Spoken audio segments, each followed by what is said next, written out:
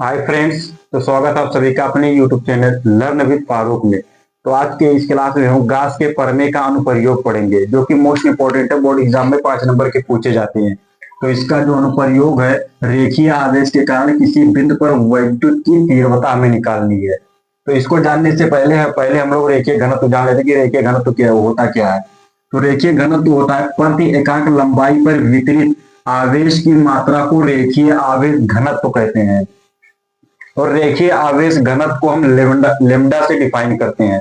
और lambda equal to होता है क्यू अपान एल। इसको हम थोड़ा सरल कर देंगे तो आएगा हमारा Q equal to L lambda. अभी देखो हमें Q equal to L lambda का जरूरत पड़ेगा कब? जब हम इसके सूत्र का निगमन करेंगे। रेखीय आवेश के कारण किसी बिंदु पर वैद्युत की तीव्रता, इसके सूत्र का जब हम निगमन करेंगे तब हमें इसकी जरूरत पड़ेगी। चलो हम देखते हैं इसके निगमन कर रहे हैं। तो पहले हम मान लेते हैं कि माना एल लंबाई की कोई एक तार है। ये एल लंबाई की तार है।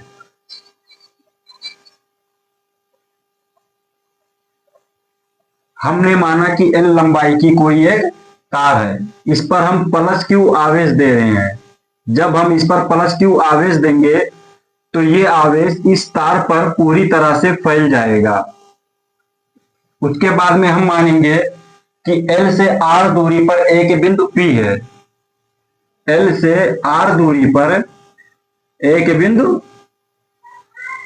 पी है। अब हम ये जो तार है इसका एक बेलनाकार के आकार का हम कल्पना करेंगे।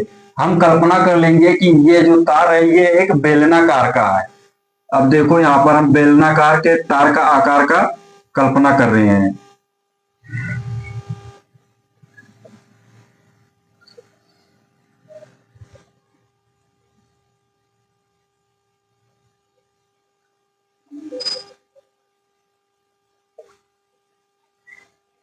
हम इसलिए बेलनाकार के तार का कल्पना कर रहे हैं क्योंकि जो गास का परमेय होता है वो सिर्फ बंद पृष्ठ के नियम पर लागू होता है। अगर बंद पृष्ठ नहीं रहेगा तो गास के परमेय का नियम यहाँ पर नहीं लगेगा।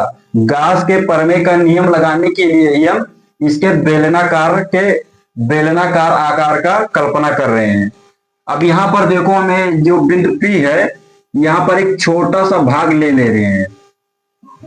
छोटा सा भाग लिए हैं तो ये छोटा सा भाग dA हो जाएगा।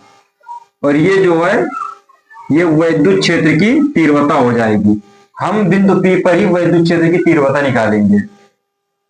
अब देखो dA और वैद्युत क्षेत्र की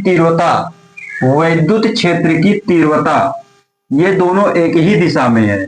तो इस पर जो कोण बनेगा थीटा इक्वल टू ये जीरो बनेगा।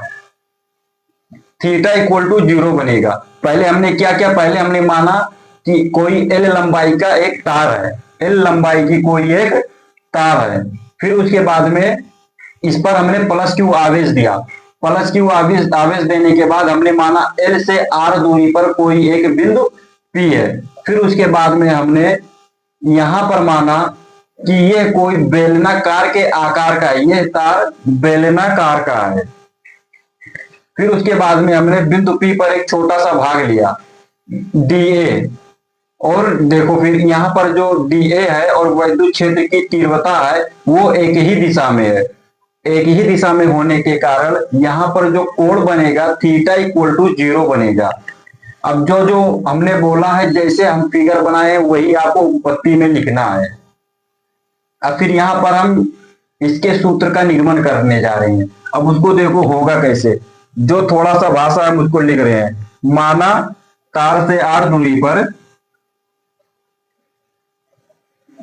माना तार से आर दूरी पर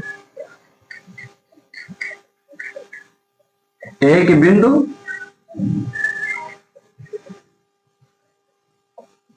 P है। एक बिंदु P है जहां पर तीव्रता ज्ञात करनी है।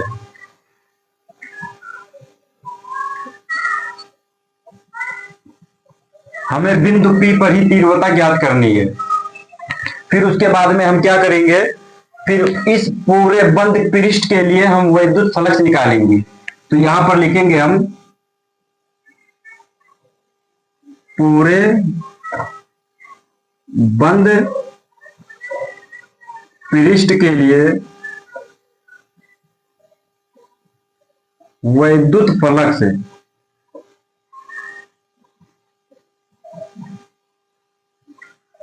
पूरे बंद पृष्ठ के लिए वैद्युत फ्लक्स। तो वैद्युत फ्लक्स होता है phi equal to vector E dot dA. अब देखो यहां पर वेक्टर ई डॉट डीए जो होता है, हम इसका समाकलन करेंगे, पहले इसका समाकलन करेंगे तो पूरा निकल जाएगा। ठीक है, तो वेक्टर ई डॉट डीए होता है, यहां पर देखो vector A dot vector B equal to होता है A B cos theta, A B cos theta. तो इसी के हिसाब से हम इस पर फार्मूला लगाएंगे। तो हमारा ये हो जाएगा फाई इक्वल टू, यहां पर देखो ईडीए है तो हम यहां पर लिख देंगे E D A cos theta, E D A cos theta. अब यहां पर देखो इसको थोड़ा और सरल करेंगे, फाई इक्वल टू हो जाएगा ई डी ए कॉस। अब देखो थीटा, यहां पर थीटा 0 बन रहा है, थीटा इक्वल टू 0 है, तो कॉस 0 का मान 1 होता है। तो यहां पर देखो हम एक लिख दिए कॉस 0, पहले यहां पर कॉस 0 लिख दे रहे हैं, कॉस 0।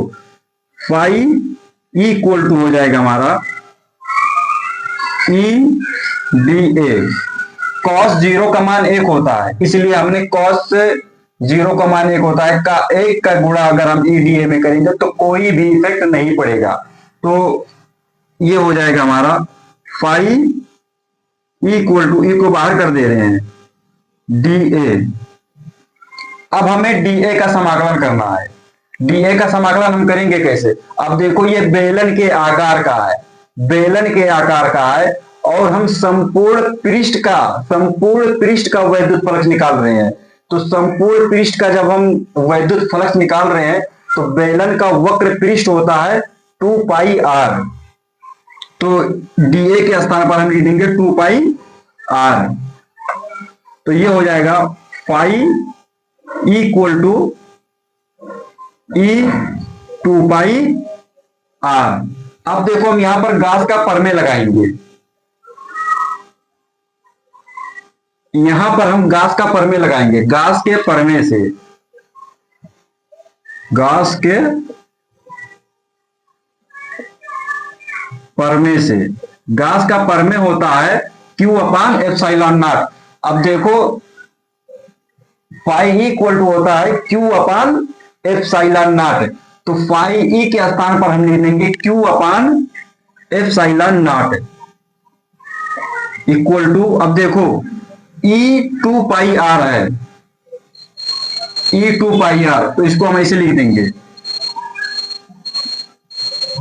ई 2 पाई आर। अब देखो यहां पर Q है, हमने Q equal to L lambda निकाला था, इसलिए निकाला था कि हमें यहां पर इसकी जरूरत पड़ेगी। तो Q के स्थान पर हम लोग लिखेंगे एल लेमडा, तो ये हो जाएगा L lambda upon epsilon not. बेलन का वक्र पृष्ठ होता है 2 पाई आर एल, तो यहां पर हम लिखे हैं, तो ये हो जाएगा equal to E 2 pi R L, E 2 pi R L. अब देखो इस एल से ये एल कट जाएगा, अब हमारे पास क्या बचेगा, lambda upon epsilon naught equal to E 2 pi R. अब हमें ई का मान निकालना है, तो ये हो जाएगा ई इक्वल टू, इसको इधर लाएंगे तो हमारा बचेगा lambda epsilon naught 1 upon 2 pi R. इसको थोड़ा और सरल करेंगे, इक्वल टू हो जाएगा हमारा 1 upon 2 pi epsilon naught lambda upon R. हमें यही निकालना था। यही होता है रेखीय आवेश के कारण किसी बिंदु पर वैद्युत की तीव्रता। यही है, यही हमने निकाल लिया। बहुत छोटा है, बस हमें थोड़ा सिर्फ फिगर को देखना है। फिगर को अगर हम समझ गए तो इसका मान तुरंत निकाल लेंगे। बहुत इजी होता है, बहुत छोटा है, देख लीजिए बहुत छोटा है। ठीक है, तो थैंक यू, फिर मिलते हैं नेक्स्ट वीडियो में।